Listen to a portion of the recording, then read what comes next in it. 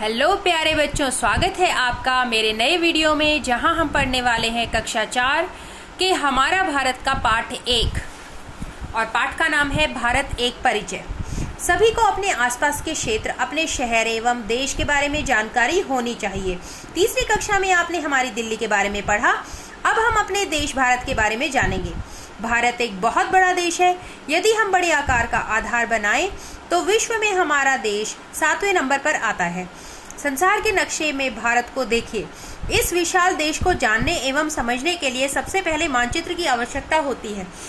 भारत ही नहीं वरन पृथ्वी के विभिन्न शहरों, देशों, सागरों, नदियों आदि के बारे में जानने के लिए मानचित्र बनाएं। आपको पता है बच्चों मानचित्र क्या होता है? मानचित्र जिसे नक्शा कहते हैं, पूरी पृथ्वी या इसके एक भाग का चित्र है जो पैमाने एवं प्रतीक चिन्हों की सहायता से कागज या अन्य किसी चपटी सतह पर बनाया जाता है।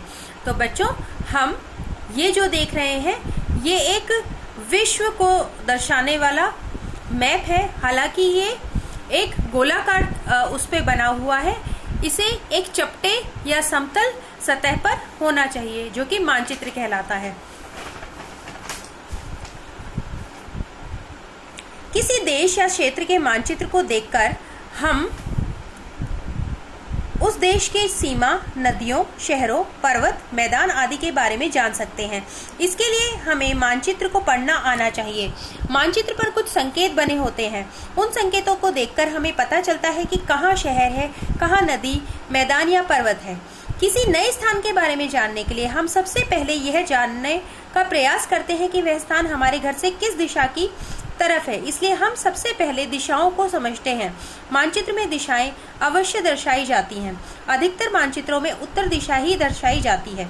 आप ये देखेंगे, ये भारत का राजनीतिक नक्शा है। इसमें भारत को दर्शाया गया है और यहाँ पे जो है चारों दिशाएं दिखाई गई हैं। आजकल रास्तों व स्थानों का पता लगाने के लिए मोबाइल एवं गूगल मानचित्र उपलब्ध है। क्या आपने इसका उपयोग किया है? तो बच्चों देखें, हम अगर ऐसे देखेंगे तो ये उत्तर है और ये दक्षिण और ये पूर्व और ये पश्चिम। आगे इसके बारे में हम जानते हैं। उत्तर की ओर तीर की नोक से उत्तर दिशा दिखाते हैं। चित्र देखिए। आप मानचित्र को अपने सामने रखिए तो ऊपर की तरफ उत्तर, नीचे दक्षिण, दाईं तरफ पूर्व, बाईं तरफ पश्चिम होता है। मानचित्र पर दिए गए अन्य संकेतों को देखकर इसे समझने का भी प्रयास कीजिए। मानचित्र में रंगों का भी प्रयोग होता है। एक राज्य से दूसरे राज्य को अलग दिखाने के लिए विभिन्न रंगों का प्रयोग किया जाता है। गहराई एवं ऊंचाई दिखाने के लिए अलग अलग रंगों का प्रयोग किया जाता है। ऊंचाई को अधिकतर भूरे रंग से और जल को नीले रंग से दर्शाते हैं। भारत के दक्षिण में हिंद महासागर है। देखिए इसे किस रंग से दर्शाया गया है। इसके दोनों तरफ कौन से सागर हैं? भारत के उत्तर में पर्वतों की एक श्रृंखला है। इसे हिमालय पर्वत कहते हैं। इनका विस्तार मानचित्र संख्या 1.3 में देखिए। भारत में कई नदियां भी बहती हैं। बच्चों, मैं आपको एक और चीज बताती हूँ। आप मानचित्र में राज्यों की गिनती कीजिए और पता कीजिए कि भारत में कितने राज्य हैं। इस समय भारत में 28 राज्य हैं। पहले 29 राज्य थे जो कि अभी एक राज्य का विखंडन हो गया है, जम्मू व कश्मीर, और वो केंद्र शासित प्रदेश हो गए हैं। भारत के नक्शे में देखिए गंगा नदी किन 3 राज्यों से होकर बहती है और अंत में कौन कौन सी नदियां इसमें मिलती हैं।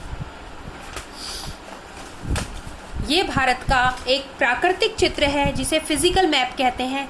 इसमें नदियां व पहाड़ दर्शाए जाते हैं और जो राजनीतिक मैप होता है, राजनीतिक मानचित्र होता है, उसमें वहाँ के राज्य दर्शाए जाते हैं। 1.3 में देखिए और पहचानिए नदियों के नाम आपने अवश्य सुने होंगे। इसके अलावा भी भारत में कई बड़ी नदियां हैं। भारत में कुल 29 राज्य व 7 केंद्र शासित राज्य हैं, लेकिन अभी 28 और कितने 9 हो चुके हैं। इनके नाम आप मानचित्र में पढ़ सकते हैं। इन राज्यों को की अपनी विशेषताएं हैं। इनमें विभिन्न भाषाएं बोली जाती हैं, जैसे पंजाब में पंजाबी, महाराष्ट्र में मराठी, पश्चिम बंगाल में बंगला, केरल में मलयालम, तमिलनाडु में तमिल, कर्नाटक कन्नड़ आदि। दिल्ली को विशेष राज्य का स्थान प्राप्त है। तेलंगाना हाल ही में भारत का 29वां राज्य बना है।